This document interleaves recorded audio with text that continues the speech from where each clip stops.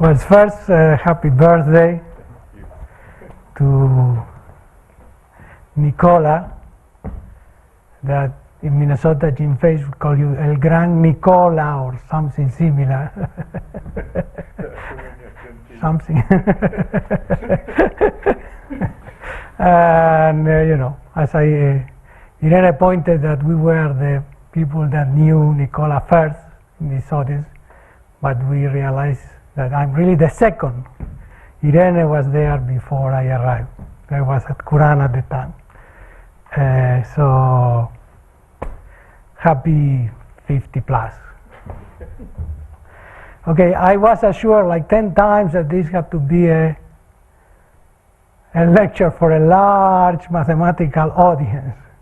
And I don't see any face that's not an expert in PDE. So anyway, you're going to swallow the first 10 minutes or something like that of general knowledge. The talk is really split in two parts. The first half, I would like, I like to say some general things about, what is important for every boundary problem, a little bit the history of how it evolved. And in the second part, I like to describe a chunk of work that I have been doing with some of us too through the years, and how the ideas evolve, because there is a continuity in this sequence of papers. Okay, so let me explain you what is the Laplacian to start with.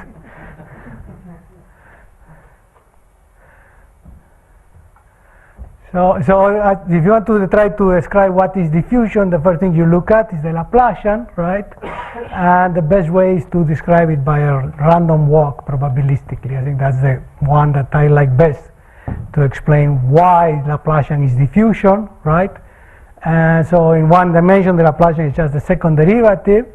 And you can think on the Laplacian as being the following. You have a bunch of particles that jump right and left randomly, okay, and so you want to do a balance equation, okay, so you have your pile at the point x0 plus h, x0 minus h, and randomly at some rate the particles are set right and left, and you want to check what is the balance, what is happening at x0, right? And so there is a gain. An important aspect of diffusion is the concept of a gain and loss. And there is a gain that comes from the particle jumping from the right and from the left. And since half of them go to the right and half go to the left, you at x0 only gets half of u of x plus, of a multiple of u of x plus h, and half of a multiple of u of x minus h. But the particles jumping from u0 go right and left, okay? So basically, this is, if you look what happens in time is that the change, the way that u at x0 evolves in time is according to the gain minus the loss, okay? And this is a second order incremental quotient, so if you want to do an infinitesimal version of that, this has to be uxx, okay? In higher dimensions, the first time I saw the Laplacian maybe 46, 43 years ago, 42 years ago, no more, 45, 47 years ago. And when I was told that this was the Laplacian, I had no idea. I mean, I knew that was the real part of an analytic function satisfy that, and so it was something important, but I didn't understand it. And really, if you want to understand the Laplacian, you have to reason like in one dimension. In other words, you have to look, and think that the Laplacian is really the average, right? Now you have your particles concentrated at the origin, and you have a bunch of particles around, and all the ones outside are jumping here, and the ones here are jumping out. And so you can argue that in some sense, you can argue line by line if you want, or something like that, and see that the Laplacian is really the average of u outside minus u at the origin, or if you want to think on second derivative, the average of the radial pure second derivative, okay? And so if you look at this way, then you immediately understand why, for instance, the Laplacian is invariant under rigid motions and why it's special. Okay, so so basically that also tells you that what is a process of diffusion is a process where the variable under consideration, right, is comparing itself with the surrounding density, right, and tries to revert to that surrounding density. In other words, tries to, you know, if in other words, u looks at the Laplacian of u, which is the difference between the surrounding average and itself, and if that is positive it grows, if that is negative it decreases. Okay, and so in some sense any process of that way can be integral diffusions, can be you know, any type of anomalous diffusion. In some sense is an elliptic process or a diffusion process. It has that, in some sense you feel that has that property, that, you know, you compare yourself to whatever surrounds us and you sort of want to comply to everybody else. You don't want to be different. So, you know, if you look at the viscous flow, the Laplacian in the Navier-Stokes equation is the same phenomena, right? In other words, you have a particle, and if a particle tries to speed up, right, the surrounding particles sort of try to break it. And when you express that, you express it by the term Laplacian of u in a viscous flow. Okay, and in elasticity, whatever, there is always implicit this idea of reverting to the average. Okay, so so what I want to discuss now is how this idea appears in not just in a standard, you know, density or a standard fluid, but how it appears when you are working, when the diffusion happens on lower dimension, on surfaces in Rn. Okay, and there are basically the two main cases that I want to discuss and that intertwingle a lot is minimal surfaces and free boundaries. Okay, so so as I say here, this happens not just in densities, temperatures, financial mass, but also appears in a much more subtle way in the configuration of geometric objects like minimal surfaces or stationary or dynamic interfaces. Okay. So let me tell you a little bit the story of the familiars of minimal surfaces. Okay, so so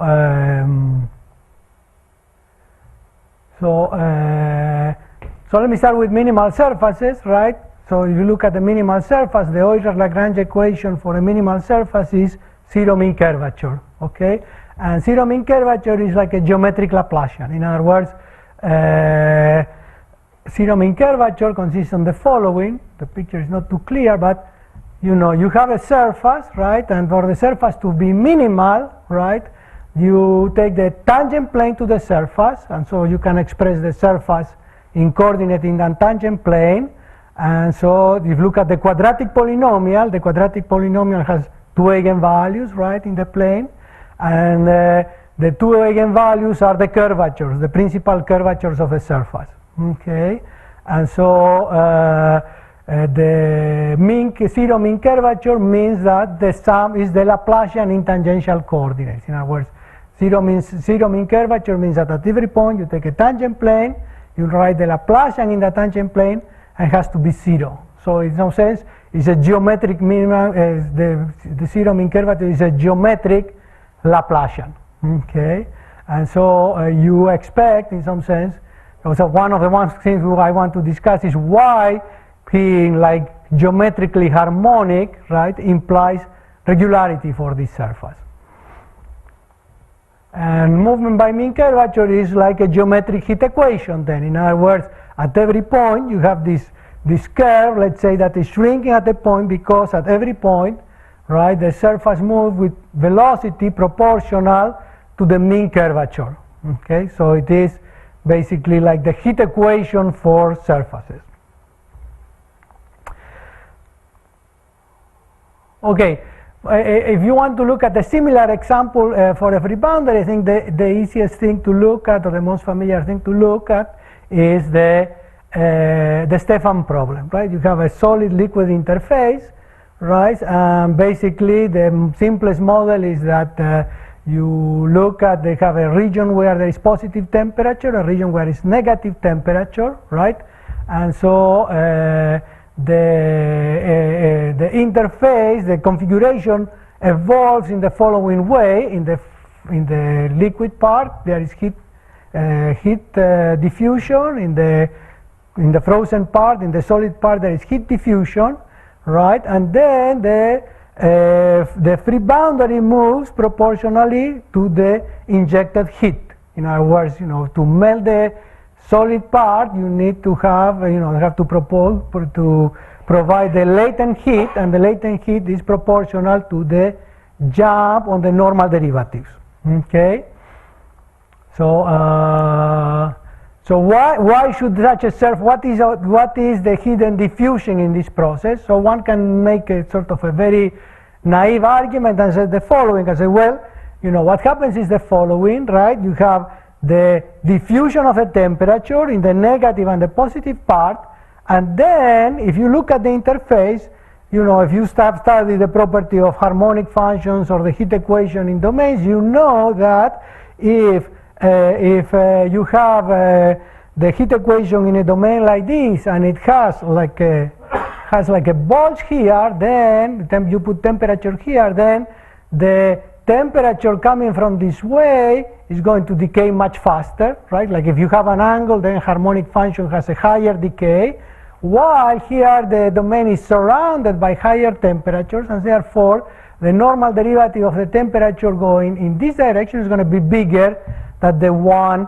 below. And so this is again the sort of the diffusion process we were saying before, but sort of more in a global way. In other words, you have this surface, and this surface, then if the surface sort of lag behind and forms like a finger, then is going to be accelerated by the increase of heat in this side and the decrease of heat of cold in the opposite side. Okay, so basically this is the mechanics why one should expect that a surface in the Stefan problem, following the model of the Stefan problem, the solution should have a smooth interface flowing around.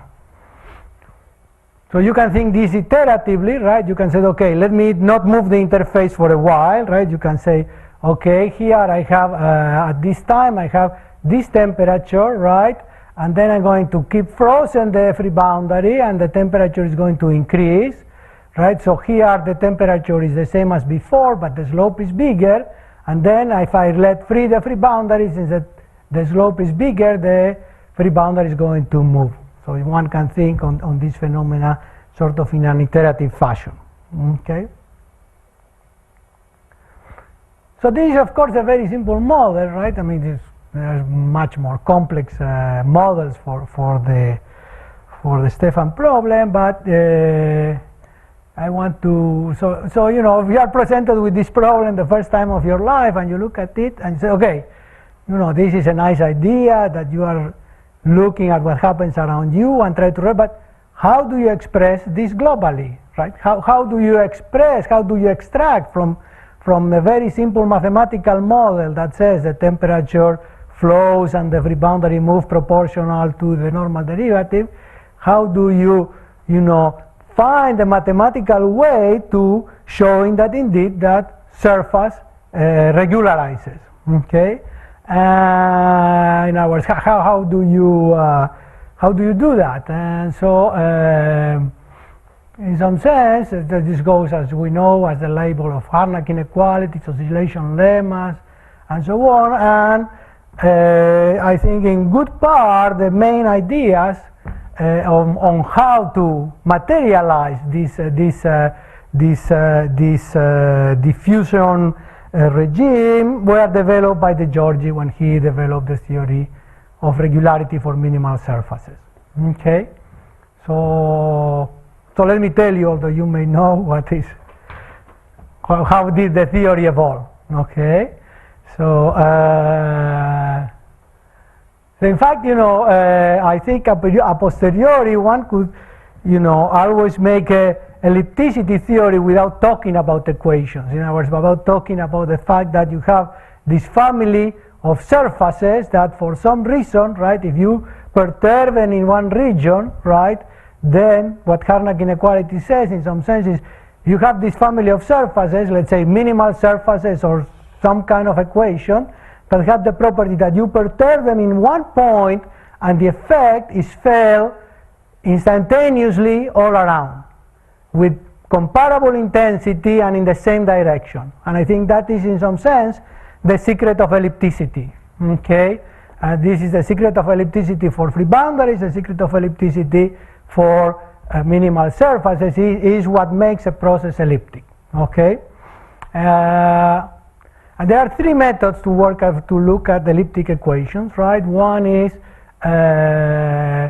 if you have linear or close to linear equations, then you have superposition methods, and that means Fourier transform, means potential, etc.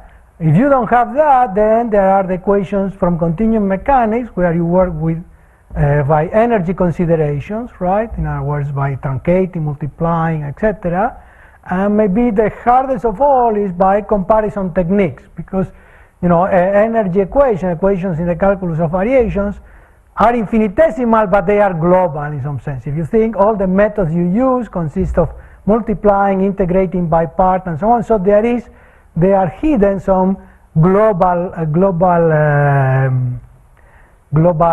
element. Okay, if you look at equations like fully nonlinear or bounded measurable coefficient non-divergence, then that is to relate the infinitesimal to the global, let's say, is much more difficult. And in fact, the only way that after many years people were able to relate them, that is the Krylov and Safanov technique, was through an equation which is non-divergence and divergence, which is the Monge-Ampere equation, right? In other words, the Monge-Ampere equation is an extremal equation for non-divergence problems, but at the same time, right, it is a divergence equation, and that is expressed on the fact that it is the Hessian of the determinant of the gradient map, and therefore you can sort of has this integral flavor that says that the image of the gradient map is determined by the right hand side of the determinant. Okay, what happens in the theory of minimal surfaces? Well, there is of course a very old theory of minimal surfaces. It was basically what is classically called the plateau problem. In other words, people look at minimal surfaces or as graph or as images of a disk. There is an enormous amount of literature where you take, it's like a soap film, right?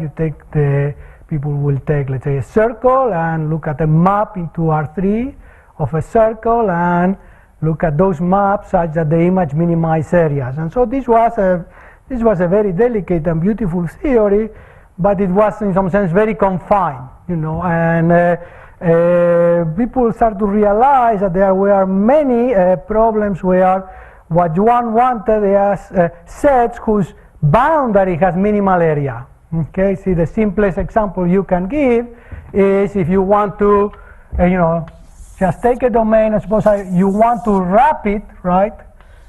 You want to wrap it with, some tin foil or whatever that has minimal area, okay? In some sense, the idea of develop this theory came with, I would say, in the 50s, with the general idea of looking at problems in partial differential equations where you look for weak solutions, okay? Like the Lax-Milgram theorem is a typical example of a problem where you want to solve some non-linear or linear whatever PDE, and you resort to a functional analytic structure where you find something that you are willing to call a weak solution, right? And if you construct a weak solution, then you have reduced the problem to solve that the weak solution is a really nice solution, okay? And so I think was remarkable, Cacciopoli and the Giorgi, basically, the Giorgi with his natural, fearless approach to mathematics said, okay, for me, what I'm going to look for minimal surface, I'm going to look at sets of finite perimeter, and that basically one of the ways you can define it is, you suppose a set has finite perimeter if it is the limit, the characteristic function of okay, if the characteristic function of this, you look at polyhedra, and you look at the characteristic function of polyhedra for those polyhedra whose boundary has uniformly bounded area. And then you look at L1 limits of that. So you are taking the characteristic function, you look at L1 limit of that, and you say the set has finite perimeter if it is the L1 limit of polyhedra with bounded perimeter, with bounded area. And so you get an object, right, which, whatever it is, is a set. You can say that it's a set whose gradient has bounded variation, for instance, or similar approaches, right? So, for instance, suppose you want to wrap a set with a set of minimal area, then you take, there are here, if the set is bounded, there are polyhedra that have finite area, so you want to look at the infimum of the areas among all the polyhedra that surround that set, right? Want to take a sequence of polyhedra that have areas decreasing to the minimum, right? That family of sets you can show that is compact in L1, and therefore there is a limit whose area, right, in some generalized sense is smaller or equal than all the others. So there is your set of finite perimeter. So to construct a wrapping is, more or less, they have to develop a little bit of theory, but you just build it, okay? And that's it.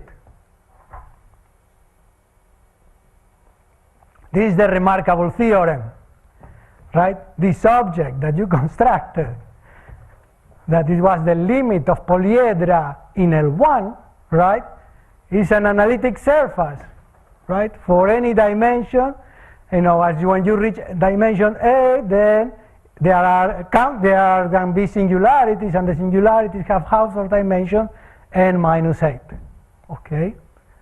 So I think this is one of the most remarkable, right, developments of the theory of partial differential equations. So what are the main ingredients in the regularity of the theory of minimal surfaces? Okay, there are basically two ingredients. There are different ways, but I think there are basically two ingredients. It's a monotonicity formula and classification of blowups, and linearization and improvement of flatness, which is something that we will see again and again as the discussion goes along. So the idea behind the blowup approach is the following. So it says, if you have an area minimizer surface, right, and you make a dilation of the surface, that's again area minimizer, right? Has this area with respect to all its comparison. And if you expect that your minimal surface at the origin has a tangent plane, and you start to dilate it this way, then at the end of the day, globally you will have a plane, right? So you argue the following way. You can say, okay, if I know that all global area minimizers are planes, right, that means that when I started with an area minimizer around a point, it had to have a tangent plane, okay? So how are you going to show that your limits of blowups are going to be planes, right? And so the help comes from a classical beautiful monotonicity area that says, that if you look at the area of the minimal surface in the ball of radius r and normalize it by r to the n minus 1, this quantity is monotone in R.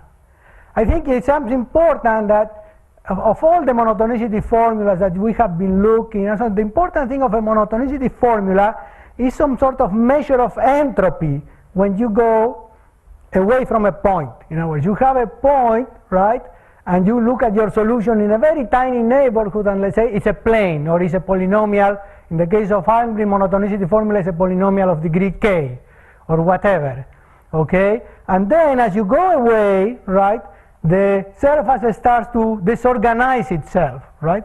But okay, one could say a convex surface disorganizes itself, and nevertheless the area will decrease, right? But the fact that the surface under consideration satisfies a particular equation, right, makes this organization in such a way that this ratio grows. And in that sense is that I'm saying that one should think about monotonicity formula in some sense as entropy formulas, as entropy, increasing entropy, radially increasing entropy quantity, okay? So for a minimal surface, then this quantity is increasing with the radius, which means that it has a limit when r goes to 0 and a limit with r goes to infinity, okay? And so if you perform a sequence of dilations of a minimal surface, at the end this quantity will be constant, will be the limit at the origin, okay?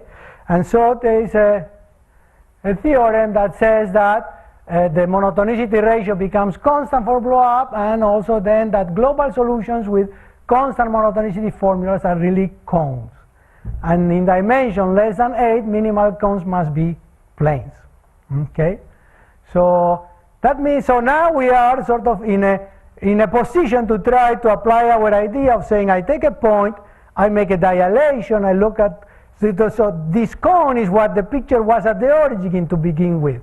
So in some sense at the minimal surface you have or a cone or a plane, okay, as some sort of asymptotic limit.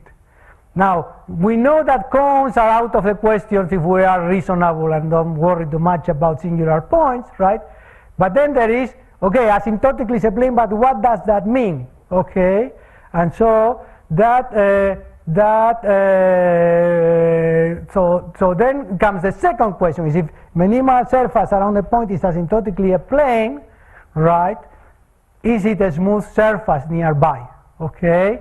And this is, for instance, one of the ways this is carried out is through non-homogeneous Blowup. In other words, when a minimal surface is very flat, is very close to being harmonic, because you are starting, heuristically, you are starting to compute the Laplacian in a system of coordinates which is more and more horizontal. So the minimal surface, that is the mean curvature equation, differs from the Laplacian in less and less, okay?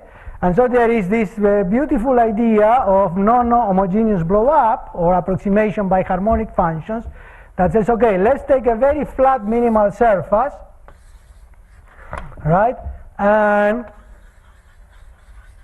I'm blowing it vertically to height 1, okay? And let's try to prove that, okay, this Blowup, suppose that this is flatter and flatter, and we blow it up higher and higher, right? Let's try to prove that in the limit, then we get a graph of a harmonic function, okay? So you can prove that, right? You prove that if you do a sequence of a vertical family of Blowups of a Skinner and Skinner minimal surface, in the limit, this thing that seems to be topologically complex ends up being the graph of a harmonic function. But if you have a harmonic function in the interval 0, 1, which is bounded, near the origin has all the derivatives you want, okay? And therefore, this function here is, you can make this function here much flatter than this ratio, okay? Right? Because here the function starts cubically, whatever, no, polynomial, linear plus quadratic, right? So you can flatten, so you can see that the Blowup of your minimal surfaces really is contained in a flatter coin, okay? And so you renormalize and start again, and renormalize and start again, and that way you can show that if your minimal surface is flat enough, then you can put it in a sequence of flatter and dyadically flatter domains, which means that your minimal surface really there is a C1 alpha surface. That is, at every point separates from a tangent plane with an r to the 1 plus alpha speed, okay? So this is the other ingredient that comes from the theory of minimal surface, this idea of improvement of flatness. Wow. Okay, I'm going faster about this because if not I won't be able to talk much about it. So in free boundary problems you can do basically, many of the techniques you use are very similar to this, okay? So some of the examples I'm giving now we just hear from the other people, right? So in these examples, right, there is basically a similar technique, right? For instance, if you take what I say balloon in a box is the obstacle problem, right? You have a balloon is constant mean curvature, right? If you put it in a box, right, then it will stick to the side here and here, here and here, right? Okay, and so this is a free boundary problem. Here you have constant mean curvature, here you have a part which is flat, here you have C11 separation, right? And so what you do in a problem like this, or like the obstacle problem, that where you have C11 separation, right? Then you basically use the same techniques. You take a point. So here, what is the natural family of dilations? Here, the natural family of dilation is quadratic in U, because U starts here, or you expect U to start here quadratically, right? The mean curvature of the Laplacian is positive, and here becomes 0, so it's quadratic homogeneity, right? And so you do quadratic. So what are the main ingredients for a free boundary problem of making this blow-up approach? Okay, so the first two ingredients you need are optimal regularity and non-degeneracy, right? Optimal regularity, that tells you that if you try to blow up with the correct homogeneity, right, you will be able to do that you can rescale and you will get something which is non-trivial, which is bounded. And non-degeneracy tells you that at the end your knowledge of the free boundary has not been erased, because if your solution is much flatter than quadratic at a point and you make a quadratic blow up, in the limit you get identically 0, there is all of your information about the free boundary has been lost. Okay, and so basically, so non-degeneracy will allow you to recuperate the information of the free boundary when you started with, okay? And so you have to look at the geometry or classifications of blow-ups, go back, look what is the asymptotic picture. If that is a half a space, means your free boundary is regular, and then you have to use different techniques depending on your problem, right? Sometimes it's improvement of flatness, sometimes it's boundary Harnack properties and so on, and you end up with a picture which in general will be a smooth manifold plus singular points. Okay, and one ingredient which is important, often important, or is the saving grace of the problem, is that there is in this problem some monotonicity formula. And so the main formulas that are often used are the Almgren monotonicity frequency formula for harmonic functions, so a bunch of different monotonicity formulas associated to the ideas of waves, and the formula that was mentioned before that I wrote with Alt and Friedman. So I want to say something before I start my part, the written part of the lecture.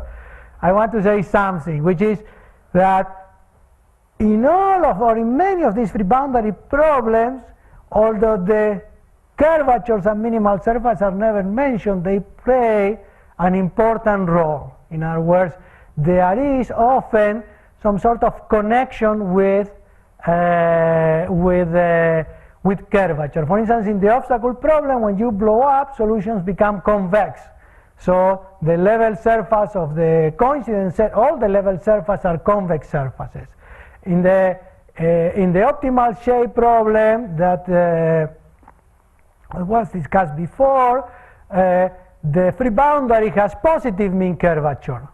You make a little computation, and at least for global solutions, the free boundary has positive mean curvatures, because the gradient is subharmonic, is 1 on the free boundary, and is smaller or equal than now everywhere. And that implies that the surface is boundary. And the other example I want to give, which I was going to discuss more in detail, is sort of variations on the Landau-Ginzburg problem. So can we raise this now?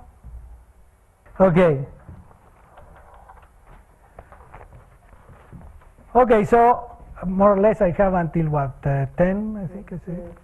5. What do you mean 5? I went up, bring my 5, 10. No, I see. Henrik is a tough negotiator. Okay, so at this point I just I wanted to tell you about some work that, as I said, I think is illustrative of how things work, because I did through the years as things were appearing and how they are related to each other. Okay, so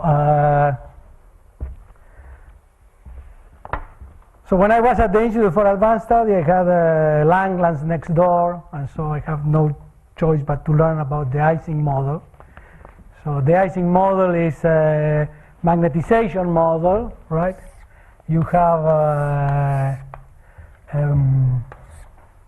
sort of an array like this, and you have particles which are magnetized at plus or minus,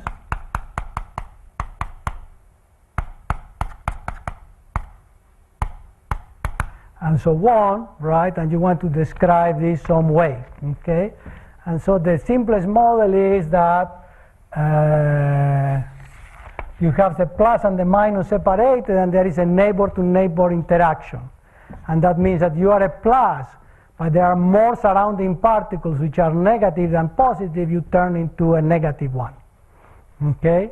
So in some sense, the interface between this model, right, is determined just by sort of just by the structure just at the interface, okay? And so there is a continuous model for that, which is called the Ginzburg-Landau equation, right? And the idea of the Ginzburg-Landau equation is the following. So you have two phases, right? And so you have a function u, which is 1 or minus 1, indicating in which phase you are, okay?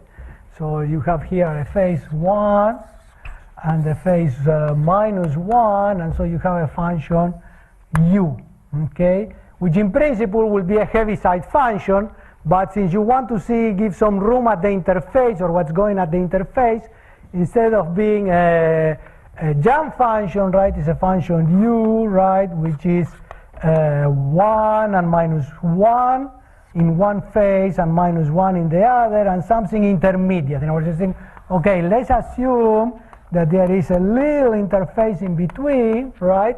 And so my function u is going to be 1 and minus 1 is going to go through 1 and minus 1 in between, okay? And then you say, okay, what I want my function u to minimize, right? So it's what is called a double well potential, W of u, right, where your W is going to be 0 when u is 1 and 0 when u is minus 1, right?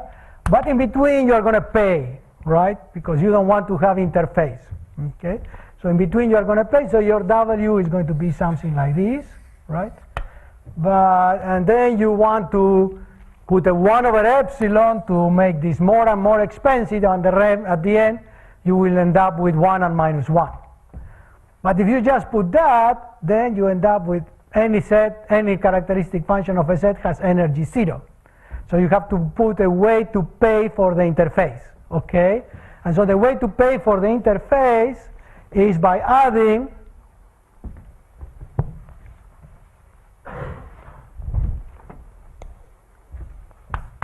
epsilon the integral of gradient u squared, okay?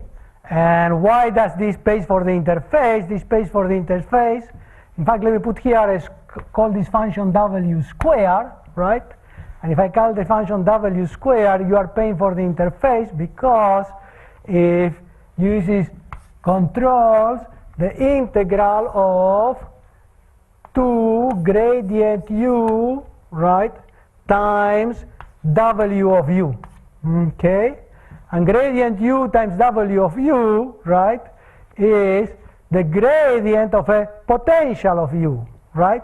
You can think of W being f prime, where f prime is a potential. W was going from, W was this, so the integral is something that goes like this, right? Okay, and so you can think of this as being the integral, the integral of gradient of f of u.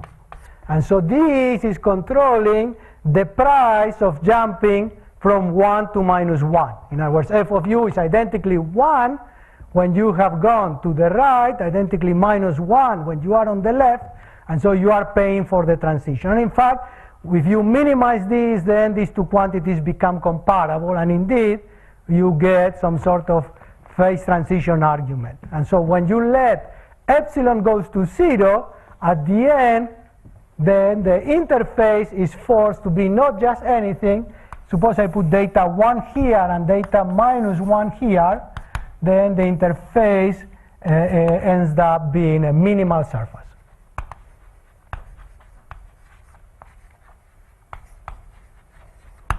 Okay, so you have a minimal surface, and if you add here, you can make a parabolic equation of this. You can make ut equal Laplacian of u, etc. And then what you have is a surface that moves by mean curvature.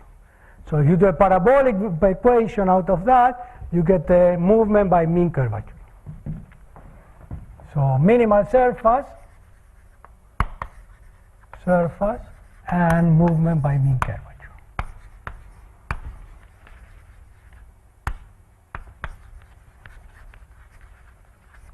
Okay.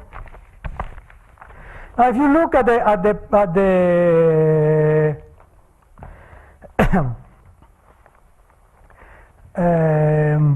if you look at the literature on minimal surface, on phase transition and so on, then they all start with a much more generous model. If you look at the work of 5 or Leibovitz and so on, you have your interface, you have two medium, there is action in both media, and things happen, right? And so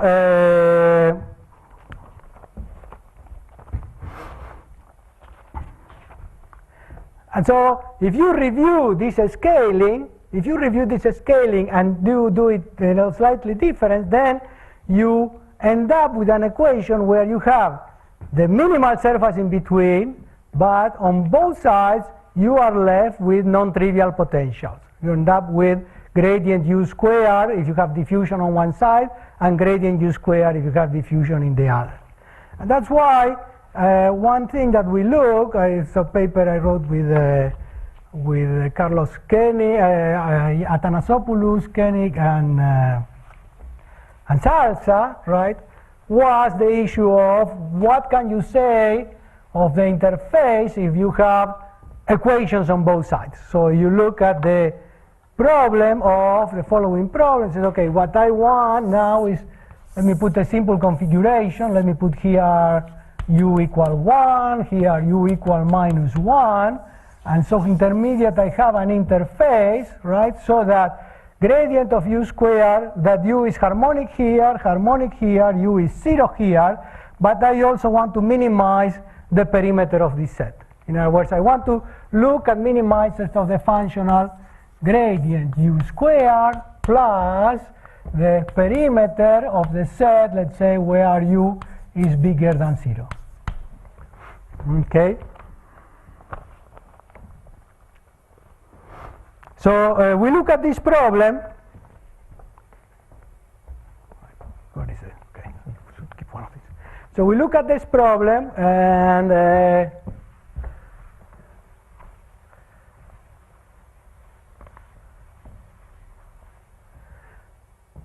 the first thing we realized after a while was that gradient u squared was secondary here. In other words, if you try to scale this functional, then if you say, okay, I'll try to rescale this functional preserving this energy, then you have to rescale u as Helder 1/2. You have to do u of lambda x over lambda to the 1/2. Okay?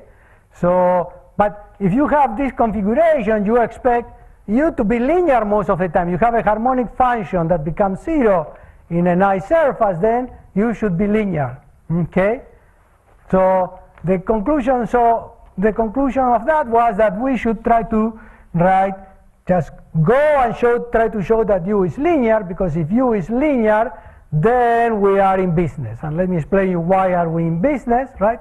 So the first thing is that, okay, the natural scaling is U C1/2. So the first thing we prove is that indeed the minimizer on this problem U was C1/2. Okay, and this just comes from the natural scaling. Okay, so you prove that U is C1/2, but then you do more carefully your perturbation. U is C1/2, and also the free boundary condition you check that it is that gradient U plus a square minus gradient U minus a square, right? This is a standard free boundary condition when you have a jump between two faces, right? Have to be proportional, have to be equal to the curvature of the free boundary. So here curvature applies. Curvature of the free boundary. You mean the mean curvature? The mean curvature, yeah. Mean curvature. Okay, and also if we work a little bit harder and we prove that in fact along the free boundary gradient of U plus and U minus have to be bounded. And then once you prove that, the problem is finished, because a beautiful theorem of Almgren that says that if you have a minimal surface such that the mean curvature is bounded in the sense of perturbations, right? Then the solution is C1-alpha. Okay, so basically what you get is at the end for this problem, what you get is that the solution is C1-alpha in each side, because when the surface is C1-alpha, the normal derivative of a harmonic function is C-alpha, so the solution is C1-alpha in each side, and the separating surface is smooth, C1-alpha, you can improve that, except possibly at singular points, which are n-7. Okay? So you mean when the gradient is bounded, the perimeter is the dominating? The gradient is bounded, then you get that the mean curvature is bounded. So you have a surface with mean curvature, almost C1-1, right? Yeah, but before going there, I mean, you have to have something else, because the gradient bounded you get just by making perturbations. You make careful perturbations, and you see then that the gradient has to be bounded on both sides. because almost minimizer. Pardon?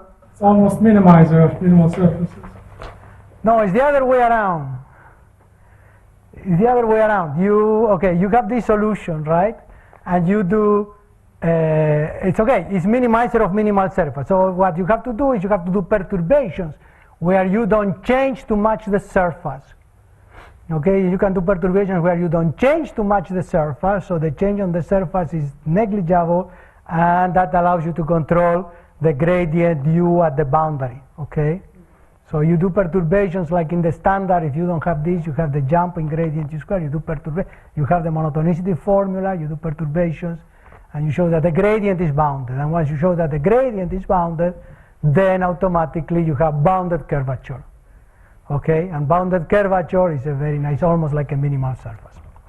Okay. So sort of at the same time, I started to look at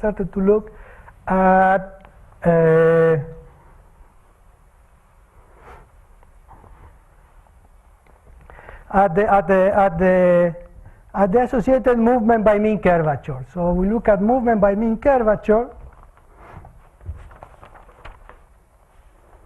Let's see, let me see. Yes. So I start to look at movement by mean curvature. By mean curvature. Right? And as I said, if you look at the works of Five and Lewis and so on, then when they talk about phase transitions, what they have really is a much more complex model where there are non-local interactions. Usually what they say is that you have this, you have the phase 1 and the phase 2, and then you have an energy term which is like a kernel J of x minus y, u of x minus u of y squared, etc. Okay? And so I said, okay, so let's look a little bit more careful at, so this indicates that there is some sort of a non-local ingredient there. Let me tell you that they all of a sudden ask this kernel to have finite first moment. And then they end up with an infinitesimal quantity for the interface. An interface basically with mean curvature for the interface. Okay? So there are different ways in which people look at movement by mean curvature, and there is one which in some sense is due to Merriman and Osher, but is motivated by the theory of, at least for me, motivated by when the Giorgi does the theory of sets of finite perimeters. What he does is he convolves with the Gaussian. Okay? And so one can construct movement by mean curvature as a segregation model. Okay?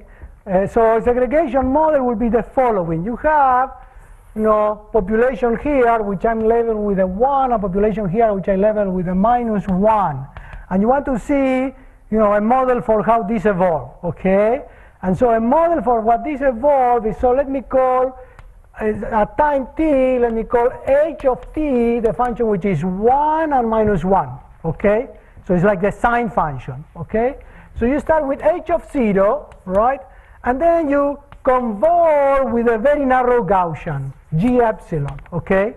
So you convolve with a narrow Gaussian. You have 1 and minus 1, and then you convolve with the Gaussian, and you get something which is smooth. Right? So it is like you are allowed the populations to mix. So you are allowed the population to mix for a little time, right? So you have here, let me put it like this, you have here 1 and minus 1. If you convolve with the Gaussian, right, the level surface 0 of the Gaussian will go a little bit inside, because since this is curved, when I compute the integral of the Gaussian, center here will be a little bit more of 1 than of minus 1.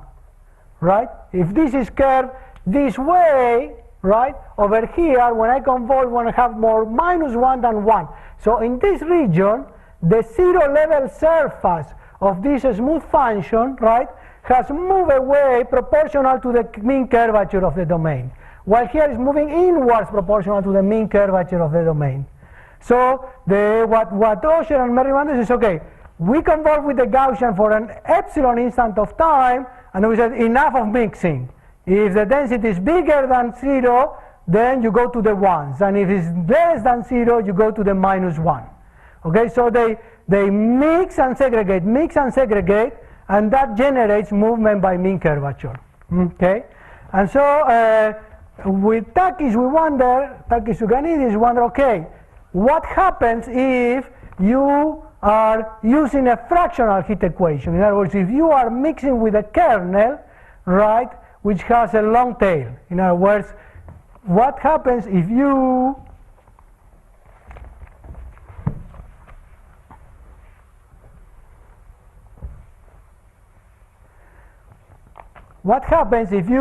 convolve with h to the s, right, x squared plus h squared to the n plus s over 2.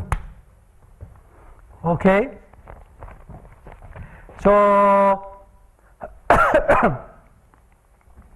so for instance, if s is 1, this is the Poisson kernel. The Poisson kernel corresponds to heat diffusion by Laplacian to the 1/2. In other words, the fundamental solution for Laplace convolving with the Poisson kernel is extending a function into its harmonic extension in the upper half plane. But also convolving with the Poisson kernel is doing ut equal Laplacian to the 1/2. Okay? So we ask what happens if we convolve with this kernel, right, and do this trick of convolving and segregating, convolving and segregation. Okay? The answer is that for S bigger or equal than 1, including 1 is the Poisson kernel, is the half Laplacian. The answer is that you obtain again movement by mean curvature. Okay, so nothing has changed. But if you go to S less than 1/2, then the movement is a movement by something like an integral curvature condition. Okay, so for S, notice that S bigger or equal than or bigger than 1 is the finite moment, first moment condition, right? That they put and they end up with an infinitesimal condition for the interface. Okay, but if you put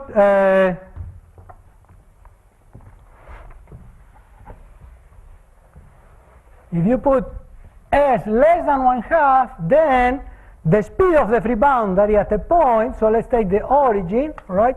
The speed of the free boundary at a point is S at 0, right, is proportional to the integral of the characteristic function of the set at y minus characteristic function of the complement at y over y to the n plus s. Okay? And let me explain you why is this sort of an integral mean curvature. Okay? It's an integral mean curvature because let me write this in polar coordinates. Okay? If I write in polar coordinates,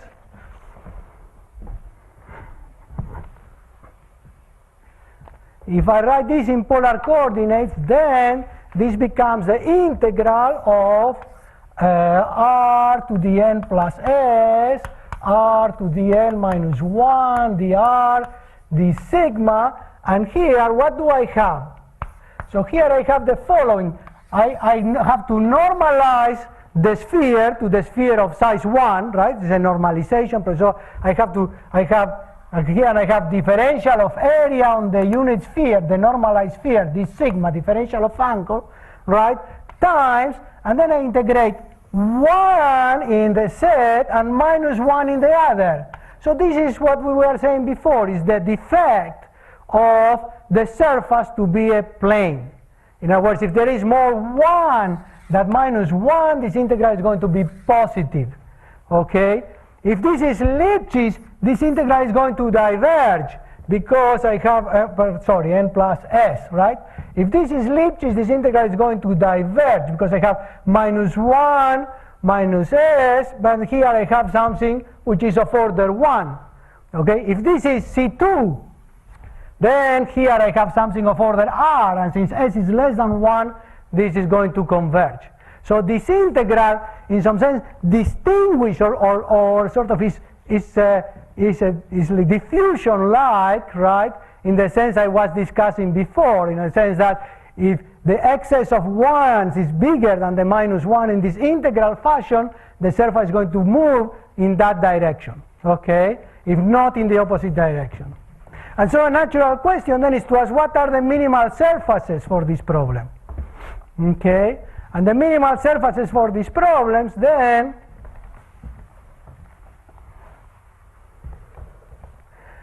are the ones that minimize, so this is HS, are the ones that minimize the HS over 2 norm of the set. In other words, you want to look at the characteristic function of S at X minus characteristic function of S at Y squared times X minus Y to the n plus S, right? This is the HS over 2 norm, and you want to minimize this norm. Of course, you have to have boundary values for this. In other words, you want to, so you have a domain, you want to put extend X this way, right?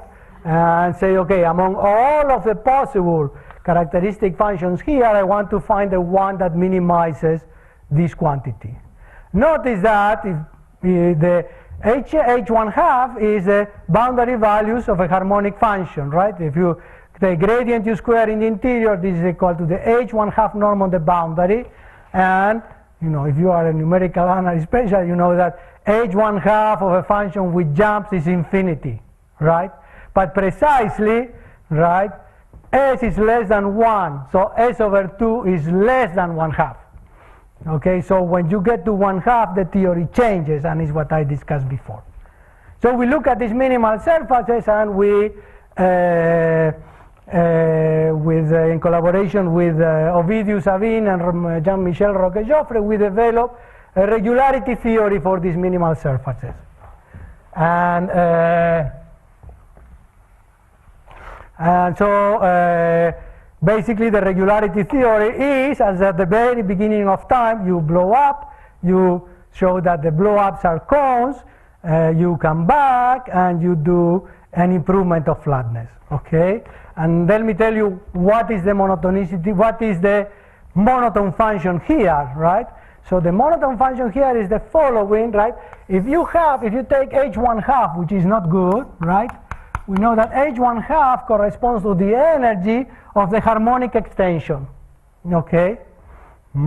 Now, but you cannot put h1 half of a function which is 1 and minus 1, okay? But if you go below, then you can do an extension. This is what I did with Luis Silvestre, where hs, right, hs over 2, that is, corresponds to an extension by an operator of the form c to the 1 minus s, c is this variable, right, gradient of capital U squared, dx dz, okay? So the quantity that you look at, right, that replaces the energy formula is the following. You take your 1 minus 1 configuration, you do the harmonic extension, right, you take the ball of radius r, right, and you do look at this energy in the ball of radius r, okay? So you look at the integral of c to the 1 minus s gradient U squared dx dz, right, divide by 1 over r. Instead of n minus 1, you have to divide by r. dr, you have to divide by r to the n minus s, right? And this quantity is monotone. You see the difference between the integral here and the integral here is that although this is confined, this sees everything, right? Because it's the harmonic extension, and therefore it has a way to see what happens, everything at infinity, right? Because you have to see what happens at infinity. So we show that this quantity is monotone. This implies that blow-ups are cones, right?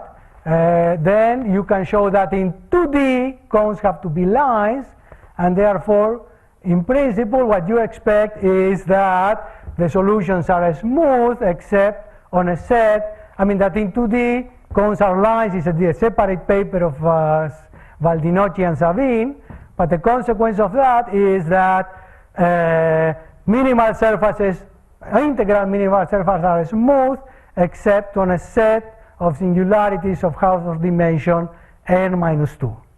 The improvement of flatness is a very delicate argument, and I think Ovidio cooked it up. It's because you have to improve flatness in a geometric scale, right? It's a very beautiful argument. Okay. So,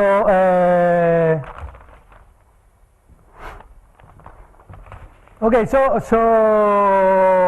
and then still there is one step left, right? And the last step left is then why don't we look at the change of phases as the problem that has gradient U squared on each side and the non-local energy, minimal energy, separating both domains, okay?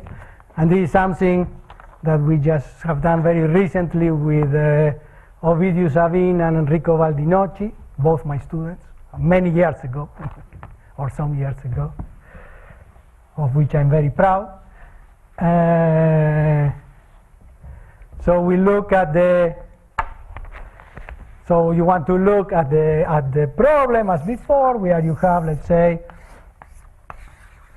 u equal minus 1, u equal 1, right? And here you are looking at the, so here you are minimizing gradient, the integral of gradient u squared plus the S perimeter of the set, of the boundary of the set where u is bigger than 0. Okay?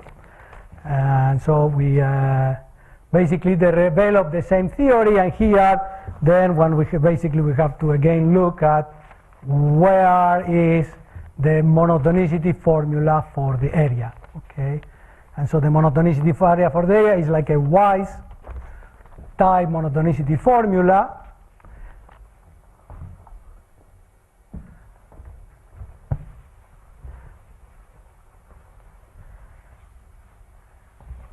Where you have to combine, right, the area part, the non-local area part, you have to look over here, and the area and the gradient u square part, you look over here.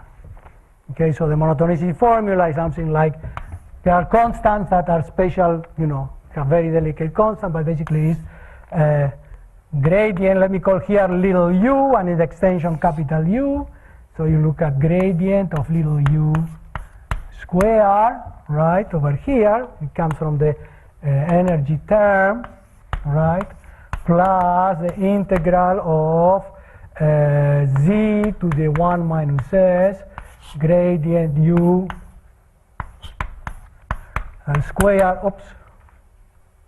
gradient u square. This is in the n-dimensional ball, let's say, of radius r, and this is in the n plus 1 dimensional ball of radius r. Capital U is the extension. Capital U is the extension, yeah. Yeah, this is the, as before, this is the area term. This is what the monotonicity in the area term, right? And this is the monotonicity in the, and so here you have to put 1 over r to the n minus 1 plus s between, or let's say minus 1 minus s. Okay, and here is a special constant that depends on dimension. And then you have minus the integral over b r n of u square. And here you have to normalize by 1 over r to the n plus 1 minus s. And so this quantity is monotone. At the end you can classify the global solutions to be cones, and you again have to make an argument. So you still have to make an argument to go from sort of flatness to regularity. And I'm done. Okay. Thank you very much.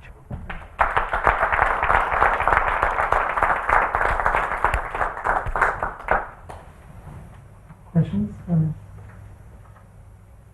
Yeah. Couple of questions. So some kind of non-degeneracy.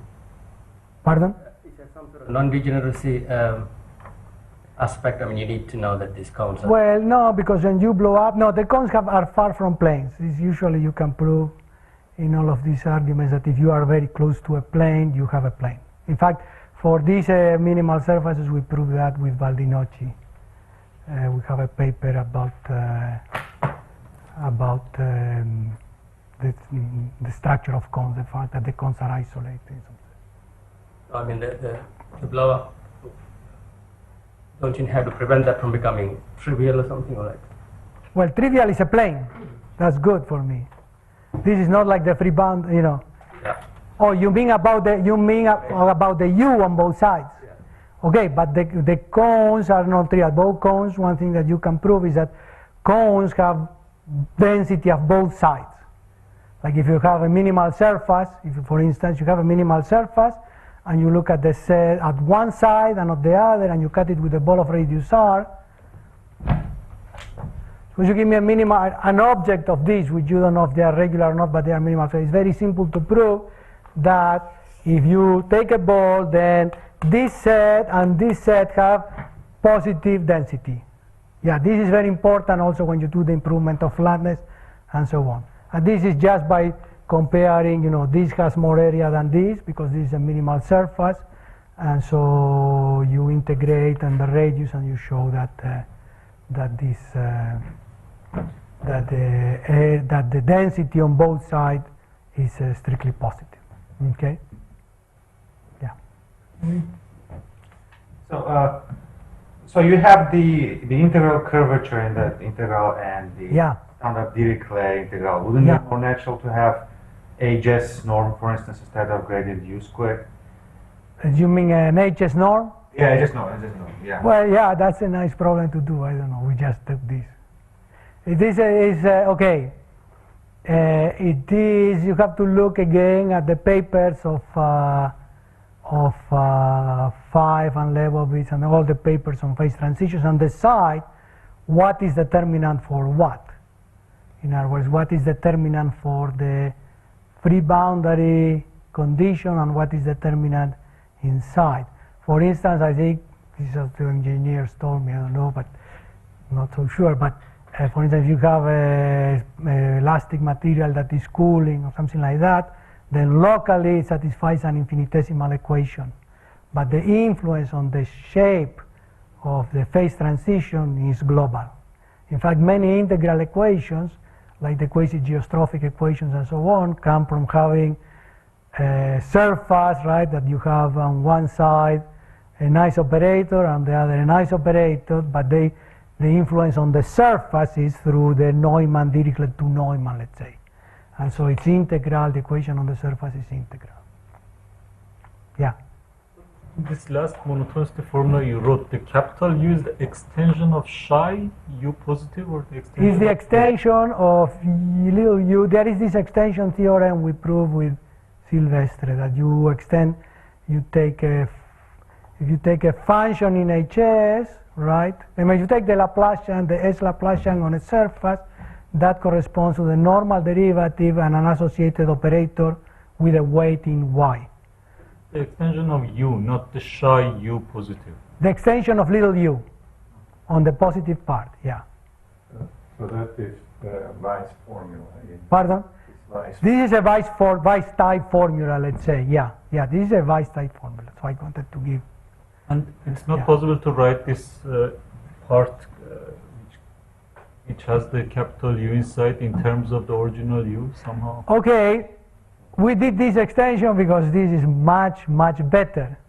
And the reason is that if you try to write this integral in terms of the capital U, U is convolving with the Poisson kernel. So it's sort of all of the properties of U, how U at infinity influences this region, right? Here has integral form. So it's very difficult to estimate, to control precisely. But if you look at it here, right, this in some sense, because of this extension property, this in some sense concentrates all the information which is non-local in a local setting, okay? For instance, one of the things we prove that we don't know how to prove otherwise is for the string obstacle, this Almgren monotonicity formula. You prove an Almgren monotonicity formula in the extension is the standard one. If you try to reproduce that for using the data, then everything becomes some integral at infinity and it's much harder to control. Okay, so, all right, so I would like to thank Luis again for Thank you.